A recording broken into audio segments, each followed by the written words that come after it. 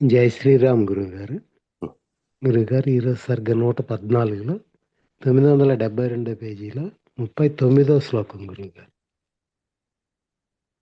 చదవమంటారండి. ఉమ్, ఆకాశంన నేత్రదృష్టి ప్రసరింపని చోట అంధకార రూపమగు అదర్శనమే వస్తు స్వభావంచే నీలత్వంగా దృష్టి గోచరమగుచున్నది అన్నారు గురువుగారు. ఉమ్, మన కంటికి దృష్టి కనపడిన దగ్గర నల్లగా ఉంటది కానీ అది నీలంగా ఉండదు కదా. ఇక్కడ ఇలా ఎందుకు చెప్పారు గురువుగారు? ఉమ్. నలుపుని ఏమంటారు సంస్కృతంలో? తెలియదు గురువుగారు. అదే కాళీమ అంటాం. నలుపు నీలం అనే పేరుతో కూడా చెప్తాం, నీలవర్ణం అని. రాత్రిపూట అయితే అది నల్లగా కనిపిస్తుంది, పగటిపూట నీలంగా కనిపిస్తుంది. బ్లూగానే. ఆ నీలంగా ఉంటుంది. అందువల్ల ఏమిటి ఈ నీలత్వం అనే చర్చ వచ్చింది ఇప్పుడు. ఏమిటి చీకటనో లేకపోతే ఏమిటి నలుపనో కాకుండా నీలం ఏంటి ఇలా కనపడడానికి కారణం ఏంటి అని అడుగుతున్నారు. నీలం ముదిరితే నలుపు అవుద్ది కదా,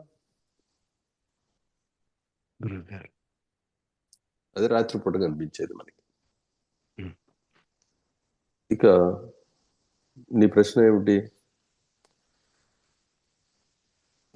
నీలంగా ఎందుకు ఉంటుంది? ఆకాశం లేదు కదా, చీకటి కదా అంటున్నావు, అంతే కదా? అవును గురువుగారు. అంతేనా? అవును గురువు. చీకటి అంటే ఏంటి? ఏది కనపడకుండా ఉండడం కంటికి.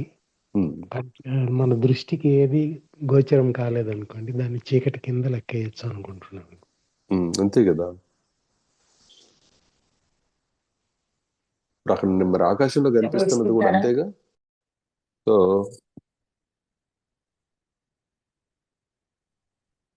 అదే విషయం అర్థమవుతుంది కదా.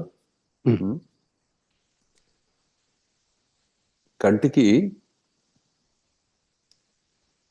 అనే విషయమే కాకుండా మిగతా 4 ఇంద్రియాలు ఏవైతే ఉన్నాయో ఆ 4 ఇంద్రియాల 5 ఇంద్రియాలకి సంబంధించి ఏ ఏ సంవేదనలు అయితే మనం తీసుకుంటామో, శబ్ద స్పర్శ రూప రసగంధాలనే వీటిని,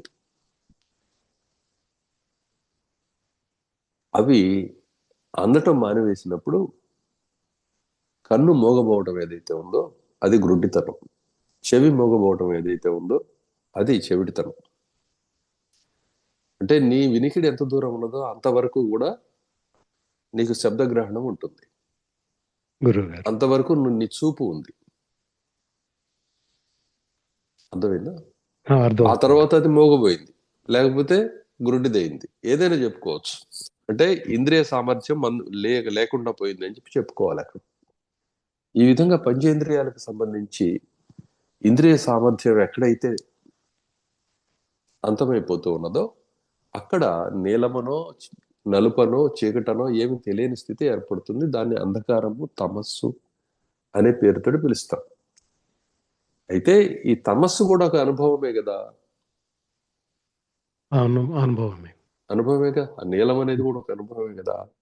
అందువల్లనే దాన్ని తమ ప్రభ అన్నారు. ప్రభ అంటే మళ్ళీ ప్రకాశం. అర్థమవుతుంది అనుకుంటా. అంటే నీకు చీకటి అనే అనుభవం ఒకటి వస్తుంది అక్కడ, నీలం అనే అనుభవం వస్తుంది కదా.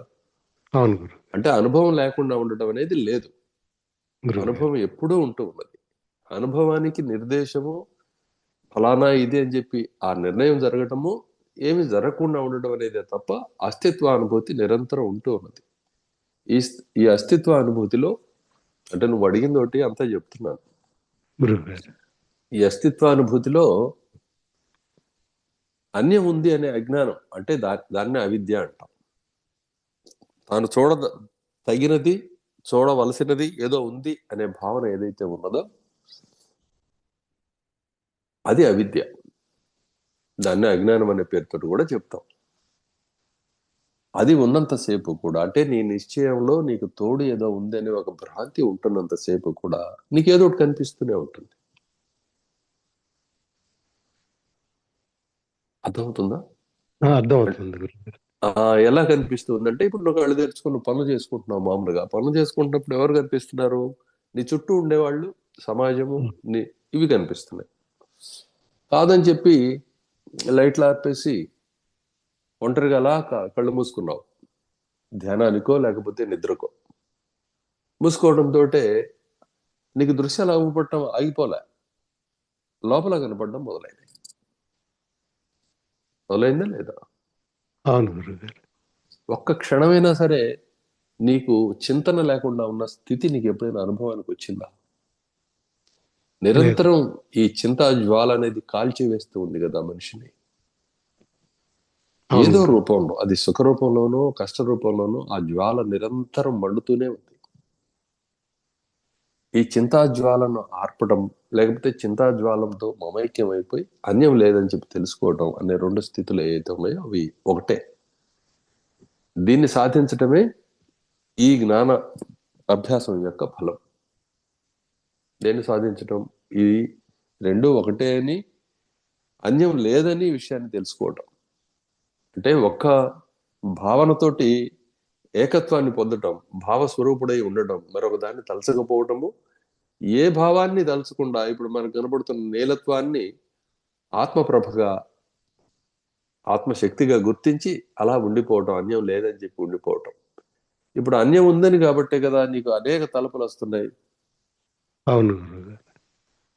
అర్థమవుతుందా? మనం ఒకళ్ళతో ఒకళ్ళు మాట్లాడుకుంటున్నాం అని చెప్పి అనుకోవటం కానీ, ఒకళ్ళ గురించి ఒకళ్ళ శ్రద్ధ కనపరచడం కానీ, ఆయా పనుల్లో మనకి ఆలోచన నుండి ఇవి మిగిలిపోయినాయని చెప్పి అనిపించడం కానీ, ఇవన్నీ అజ్ఞానం వల్ల కలుగుతున్నాయి, వాస్తవం తెలియనందువల్ల కలుగుతున్నాయి. కలిగిన అన్యం కాదు ఇది అని చెప్పి తెలిసినప్పుడు అవి కలత పెట్టం. బ్రహ్మభావన కలిగినప్పుడు కానట్లయితే అవి కలత పెడతాయి. అదే ఇప్పుడు ఈ శ్లోకాలు, ఇప్పుడు చదివిన శ్లోకాలన్నీ కూడా ధ్రువపరుస్తూ ఉన్నాయి. ఏమని? నీవు ఈ జీవభావంతో ఉన్నంతసేపు కూడా చింతారహితుడు అయి ఉండటం అనేది కుదరదు. ఎందుకంటే వాసనలు, నీ స్మృతులు అనేవి నీ మనసులో ఉన్నాయి కాబట్టి, నేను ఫలానా అనే నిర్ణయాన్ని ఆశ్రయించి నీ అనుభవం అంతా కలుగుతూ ఉన్నది కాబట్టి, ఏతత్ సంబంధమైన పూర్వపు అనుభవాలు, వాటి స్మృతులు ప్రస్తుతం ఎదురుపడుతున్నట్లుగా కనిపిస్తూ ఉన్న అవిద్య వల్లనే ఆయా సంఘటనలు, ఆ పనులు మిగిలిపోయి ఉన్నాయనే ఆలోచనలు, ఇవన్నీ కూడా మనసుని ఉక్కిరి బిక్కిరి చేస్తూ ఉంటాయి నీ అస్తిత్వాన్ని. దానికి కుర్రతనం ఉన్నప్పుడు, అజ్ఞానం మరీ ఎక్కువగా ఉన్నప్పుడు, తక్కువ ఆలోచనలు మాత్రమే ఉండి ఏదో ఒక లక్ష్యం మీద మాత్రమే పనిచేస్తున్నప్పుడు సుఖంగానే ఉన్నట్టుగా అనిపిస్తుంది. కానీ అదే ఇదిగో ఇప్పుడు ఈ చింత మౌఢ్యం అంటాం దీన్నే, ఈ చింత జ్వాల అంటాం, దీని గురి కావటానికి కారణమైంది. కాబట్టి ఇప్పుడు చేయవలసింది ఏమిటంటే, లోపల బయట కనపడేవన్నీ కూడాను స్మృతులు మాత్రమే. వీటికి ఒక ఆది అంతం అనేది ఒకటి ఉన్నది. ఒక చోట మొదలైంది కాబట్టి దాన్ని విశ్వసించి దాన్ని స్థాపించాం కాబట్టి అది నిలబడి పనిచేస్తూ ఉన్నది. కాదని తెలిసిన క్షణంలో అది ఎటుపోయిందో తెలియదు. అదే విషయం రాముల వారితో చెప్పారు స్వామి. ఏం చెప్పారు? ఎప్పుడైతే ఆకాశంలో నీలత్వం లేదు, దానికి అసలు ఆ గుణమే లేదు, నీలత్వం అనే గుణం ఆకాశానికి అని చెప్పి తెలిసిందో, ఆ నీలత్వానికి మరి పట్టించుకోం, అదొక ప్రత్యేకమైన లక్షణం అని. కానీ మామూలుగా ఏం చెప్పుకుంటాం? ఆకాశం నీలంగా ఉంది, చాలా బాగుంది అంటాం. కానీ వర్ణనకి చెప్తున్నా సరే అది ఆకాశం యొక్క గుణంగా ఎరిగిన వాడైతే ఎట్లయితే పరిగణించడో, అదే విధంగా ఈ జగత్తు, జీవితం అనే అనుభవం కలుగుతూ ఉన్నప్పటికీ ఇది ఉంది అనే విశ్వాసాన్ని ఆ పురుషుడు అంటే జీవుడు కోల్పోతాడు. కాబట్టి అక్కడి నుంచి అతడికి అది మనోహరమే. అర్థమైందా? అర్థమవుతుంది. దాంట్లో ఇప్పుడు ఎట్లయితే ఆకాశం నుండి కాస్త ఇప్పుడు ఇంటికి నీలపు రంగు వేద్దామంటే ఆకాశంలో ఉంది కదా, అది కాస్త బట్టు రాండి అంటే దొరుకుతుందా? లేదు. దొరకదు కదా. అదే విధంగా ఈ జగత్తులో ఏ క్షణాన్ని గాని కణాన్ని గాని నువ్వు నిలబెట్టలేవు. అర్థమైందా? అర్థమవుతుంది. లోకం సత్యం అయి ఉండినచో చావదు, చావనే చావదు కణం క్షణం. మొన్నగా వచ్చింది కదా. అవును గురువు.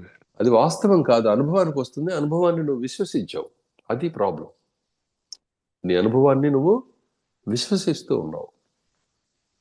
ఈ విశ్వాసం వల్ల నీకు ఈ చింతలు ఆగట్లా. ఈ చింతలేమో భరించలేని స్థితికి చేరిపోయినాయి. ఇప్పుడు ఎలా భరించలేని స్థితికి చేరిపోయినాయి? మన ఇద్దరమే మాట్లాడుకుంటున్నాం, చాలా సుఖంగా ఉంది, నేను చెప్తున్నాను, నువ్వు వింటున్నావు, నువ్వు అడుగుతున్నావు, నేను వింటున్నాను, హాయిగా ఉంది. అలానే ఇప్పుడు సైలెంట్గా మ్యూట్లో ఉంచుకొని మిగతా వాళ్ళందరూ కూడా శ్రద్ధగా వింటున్నారు. బాగుంది, ఇది ఎవరికి వాళ్ళకి హాయిగా ఉంది.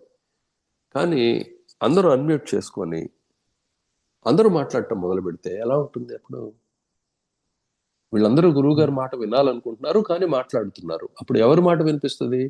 అందరి మాటలు వినిపిస్తుంటాయి, కలగాపులగం అయిపోతాయి. అదే విధంగా ఈ మనస్సు చింతలనే వాటిని ఆ బుట్టలో వేసుకుంటూ వేసుకుంటూ వేసుకుంటూ చాలా వాటిని తయారు చేసుకుంది. అర్థమవుతుందా? అర్థమవుతుంది గురువు గారు. ఒక చింతను తీసేస్తే మళ్ళీ 10 చింతలు మాట్లాడటం మొదలు పెడతాయి. ఇదొక్కటేనండి, ఇది కనుక అయిపోతే నాకు వేరే పని లేదని చెప్పి మనం ఎన్నోసార్లు అనుకున్నాం కూడా. కానీ అది జరిగింది దైవానుగ్రహంతో, నీ ప్రయత్నంతో. కానీ చింత ఆగిందా? ఆగలా, మళ్ళీ ఇంకేదో మొదలై. ఆ మొదలవడం ఒకటే కాకుండా ఒకేసారి 100 చింతలు వచ్చేటప్పటికి, ఆ పెద్దతనం వచ్చేటప్పటికి ఆ శరీరాలు ఇవి తట్టుకోలేవు. బ్రతుకు దుర్భరంగా అనిపిస్తుంది, లోకం అంతా పాడైపోయిందని అనిపిస్తుంది. లోకం లేదు, అది పాడవటానికి, మంచిగా ఉండటానికి అసలు లేనే లేదు. ఇది అనుభవం మాత్రం. నీ అనుభవాన్ని అలా తయారు చేశావు. కర్మకి బాధ్యతను నువ్వు వహించడం మొదలు పెట్టావు. కర్మ అనే భ్రాంతిని నువ్వు ఒకటి కల్పించుకున్నావు. వీటన్నిటి కారణం చేత ఇది జరుగుతూ ఉన్నది. ఇది జాగ్రత్తగా గమనించుకున్నట్లయితే ఆత్మానుభవం కలుగుతుంది. ఈ ఆత్మానుభవం ఎటువంటిదంటే, నీలంగా కనిపిస్తున్నప్పటికీ అనంతమైన ఆకాశ స్వరూపం, చైతన్య ఆకాశ స్వరూపం తప్ప నేను అన్యమైంది ఏమీ కాదు. ఇప్పుడు నేను దేన్ని సృష్టించినందువల్ల ఏమి కంటికి కనపడకపోయినప్పటికీ నేను ఎప్పటికీ ఉంటున్నది నేనే, సృష్టించబడింది నేనే. ఆ చేత సృష్టించబడింది కూడా నేనే ఉన్నాను అనే స్మరణ ఎప్పుడైతే కలుగుతాయో, స్ఫురణ కలగాలి, దాన్ని స్మరించాలి. ఇప్పుడు చెప్పిన గురువాక్యాన్ని స్మరిస్తూ అలా బ్రహ్మాభ్యాసం చేసినట్లయితే క్రమంగా తాను మాత్రమే ఉండడం అనే విషయం స్పష్టంగా అనుభవానికి వస్తుంది. తాను మాత్రమే ఉండే చోట పాపం ఏంటి, పుణ్యం ఏంటి, బాధ్యత ఏంటి, బరువు ఏంటి, సంస్కారం ఏంటి, మంచి మర్యాద మట్టు ఏమున్నాయి? ఏమి లేవు. తాను మాత్రమే కేవల చైతన్యం, పరమ పవిత్రం. పవిత్రత అపవిత్రకి అతీతమైన పరమ పవిత్రత. ఇది తత్వం. ఇది తెలుసుకోమనే గురువులు మనల్ని ప్రబోధిస్తూ ఉన్నారు. వశిష్ఠ భగవానుడు చెబుతున్నది అదే. బ్రహ్మదేవుని యొక్క ఉద్దేశం వశిష్ఠ భగవాను రూపంలో లోకానికి అంతటికి వెలుగు ప్రసరిస్తూ ఉంది. ఇది తత్వం. దీన్ని గ్రహించి ఈ బ్రహ్మదేవుడు, ఈ వశిష్ఠ భగవానుడు, ఈ వింటూ ఉన్న మనము, రామచంద్రుడు అందరూ కూడాను ఆ నీలమే అనే విషయాన్ని గుర్తించాలి. దేనిగా? నీలమే. ఆ నీలత్వమే. ఇదంతా ఏం లేదు, అనుభవానికి వస్తూ ఉన్నదంతే. అనుభవం వద్దనుకుంటే మానుకోవచ్చు. నువ్వు ఆకాశాన్ని చూడదలుచుకోలేదనుకో, నువ్వు చూపు ఆపేస్తే ఏముంటుంది? నీకు నువ్వే ఉంటావు. అప్పుడు ఆ నీలత్వం అనేది ఏం లేదు కాబట్టి ఆ జగత్తు నిన్నేం చేయదు. అది లేదు కదా. ఇది తత్వం. ఈ ఉపమానము దాన్ని జాగ్రత్తగా పద్ధతిగా విశ్లేషణ చేయాలి. మళ్ళీ ఎట్లా పడితే అట్లా చేయకూడదు. అందుకే దానికి బాగా తర్ఫీదు కావాలి, బాగా అభ్యాసం చేయాలి. చేసి అప్పుడు విచారణ చేయటం మొదలుపెట్టినప్పుడు స్పష్టంగా గోచరం అవుతుంది. తక్కినదంతా వీళ్ళందరూ ఆ గందరగోళంలో ఆ ఘోష పడుతూ ఉన్నారు, వింటూ ఉన్నారు అంతే. గురువులు అంటారు, ఆశ్రమాలు అంటారు, గుళ్ళు అంటారు, గోపురాలు అంటారు, ప్రవచనాలు అంటారు, ఏవేవో చాలా సాగుతూ ఉంటాయి. అనేక బ్రహ్మాండాలు ఉన్నాయి. ఆ బ్రహ్మాండాలు అంతటా ఇవి సాగుతూనే ఉన్నాయి. ప్రతి మనసు ఒక బ్రహ్మాండమే. దీనికి అంతు పొంతు ఉండదు.